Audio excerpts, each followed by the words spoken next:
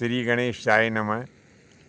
प्रिय बंधुओं, प्रत्येक सामान्य स्त्री के लिए हर एक महीने में एक ऐसी स्थिति आती है जिसे रजस्वला स्थिति कहा जाता है। अब इस रजस्वला स्थिति में स्त्रियां 4 दिन अपवित्र कही गई हैं। 5वें दिन जब वे सवस्त्र स्नान कर लेती हैं तब कहीं जाकर के वो शुद्ध होती हैं।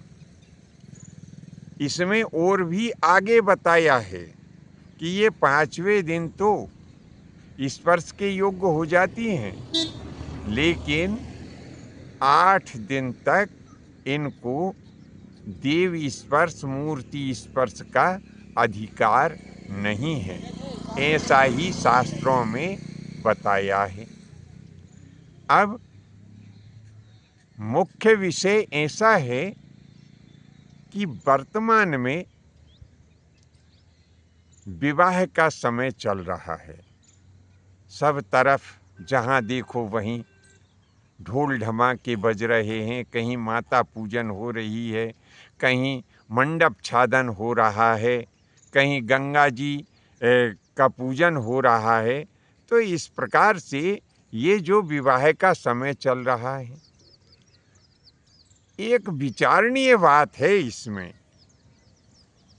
कि मान लो किसी कन्या का विवाह प्रारंभ हो गया हो और उसी समय वह रजस्वला हो जाए, तो फिर एक सोचनीय बात होगी, एक विचारणीय बात होगी कि विवाह के समय देवताओं का पूजन होता है।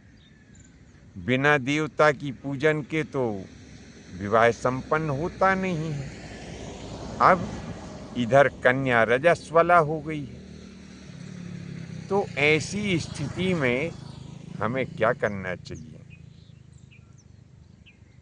उस कन्या से पूजन कराना चाहिए अथवा नहीं कराना चाहिए? यह एक बड़ा गंभीर विषय है। क्यों कि यदि हम पूजन कराते हैं तो देव स्पर्श का दोष लगता है, और यदि हम पूजन नहीं कराते हैं, हमारे यहाँ विवाह संस्कार में नियम ऐसा है कि जब भांवर परिक्रमा होती है, पाणी ग्रहण संस्कार होता है, तब वर और वधू दोनों को एक साथ बिठाया जाता है। अब यदि नहीं बिठाते हैं तो जो कन्यादान का कार्य है वो कैसे संपन्न होगा? इस पे हमें विचार करना पड़ेगा या नहीं करना पड़ेगा? तो कन्या को वहाँ पर जहाँ हम ये भांवर परिक्रमा का कार्य होना है, जहाँ पर कि पाणी ग्रहण संस्कार का कार्य होना है, वहाँ पर हम कन्या को वर के साथ में बिठाएं या ना बिठाएं,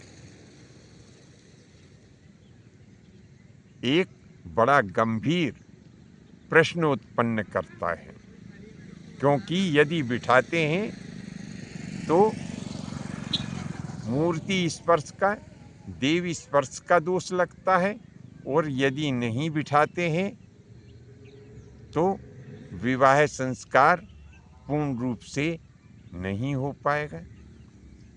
तो यहाँ पर हम अपना मत आपको बताते हैं। ऐसी स्थिति किसी के भी यहाँ उत्पन्न हो सकती है कि जब किसी कन्या का विवाह हो रहा हो और वह कन्या देव योग से रजस्वला हो गई हो, तो उस समय हमें चाहिए कि उस कन्या को जो पवित्र नदियां हैं उनके जल से, गौमूत्र से और तुलसी दल मिश्रित जो जल होता है उस जल से उस कन्या को स्नान करा के और वहाँ जहाँ पर ये पाणी ग्रहण का कार्य संपन्न होना है उस स्थान पर कन्या को विराजमान करके देव पूजन करते हुए और विवाह संस्कार के कार्य हमें संपन्न करना चाहिए। लेकिन उस समय आचार्य का एक प्रमुख मुख्य कर्तव्य भी बनता है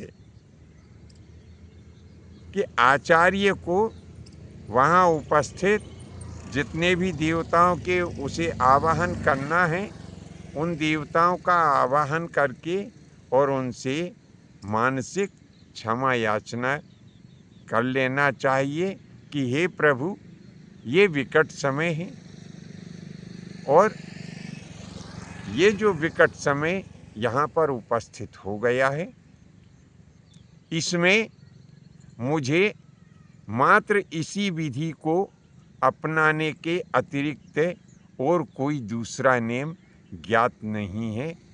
इसीलिए यदि कोई दोष लगता भी है तो आप कृपा करके क्षमा करें। तो बंधुओं, ये जो हमने बात बताई, ये स्थिति कहीं भी उत्पन्न हो सकती है और ऐसी स्थिति उत्पन्न हो जाए तो हमने जो नेम और जो शुद्धिकरण की विधि बताई है, इस नेम और शुद्धिकरण की विधि को अपनाते हुए विवाह संस्कार को जो है संपन्न करा देना चाहिए। विषय वस्तु यदि आपको अच्छी लगी हो तो अपने इष्ट मित्रों में भी प्रेषित करें। आज के लिए बस इतना ही। शेष अगले भाग में नए विषय के साथ उपस्थित होंगे। आज्ञा दीजिए। धन्यवाद। जय माता की जय। परशुराम जी।